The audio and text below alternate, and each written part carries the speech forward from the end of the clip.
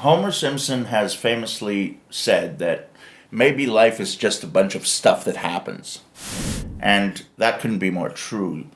Life is just a bunch of stuff that happens. But what is happens?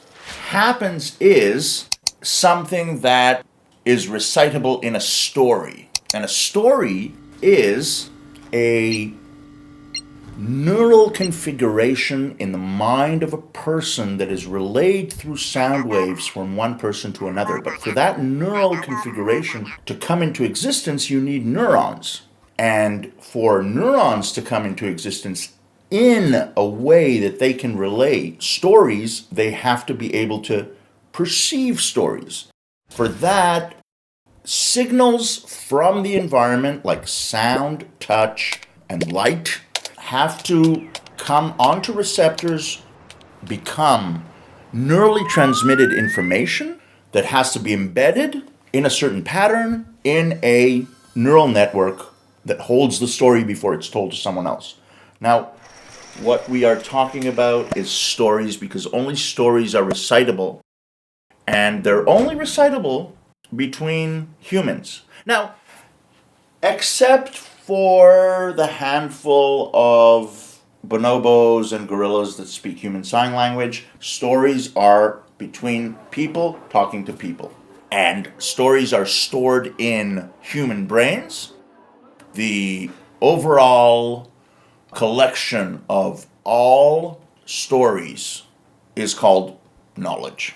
And so we have a process in which signals from the universe, whether they manifest themselves in energy or in matter, they have an effect through our sensory systems, which make their way as signals to our brain, which our brain turns into patterns, which it then very often forces into a story, which we then relay to each other. And if these stories are supported by evidence, then they're called science, and if they're not, they're called superstition or religion. So that's kind of what we want to talk about, and especially in the context of drugs.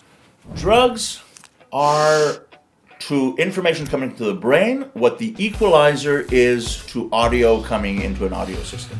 Drugs are the set of levers and filters that are going to slightly tweak, downplay, upregulate, downsize, smooth out, accentuate, etc., the different parts of reality that are streaming into us from our touch sensors, our ears, our eyes, our mouth, our memories. All of these are constantly creating a narrative that we construct. We tell it to ourselves, we tell it to others, and we file it in that history of our own lives, which helps us to define who we are.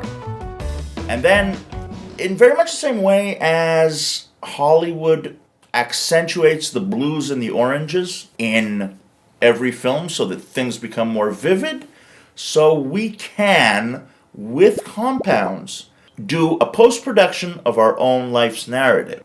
And we want to try and do that in the best possible way.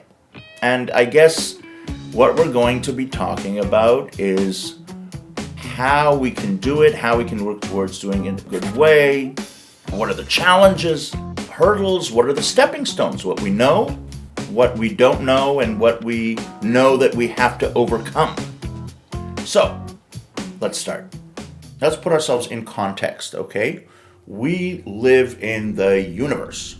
The universe is made up of galaxies.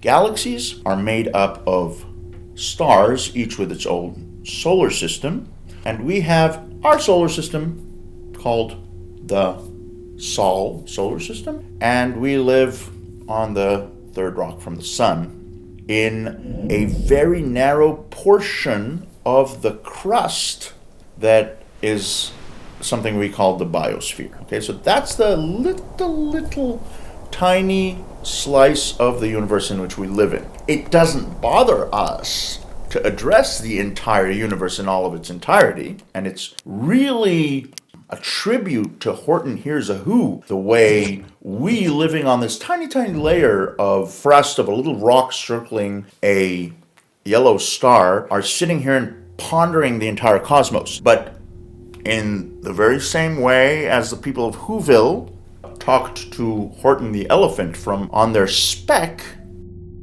we are doing the same, or attempting to do the same, with the cosmos. So life is evolving on planet Earth. And according to Richard Dawkins, you have an original replicator, which makes copies of itself and has to use resources from the environment, building blocks, in order to make copies of itself. And evolution comes into play when some mistakes are made. Now, mistakes, sometimes they break things, but sometimes they make things better. The ones that make things better outcompete those that didn't make the fortuitous mistake. And that is evolution in action. So when you have a self-replicating system and it makes copies and copies of itself, but there are sometimes mistakes are made, and those rare mistakes happen to be a happy mistake, then evolution happens. The thing is that there is no one direction that is the right direction.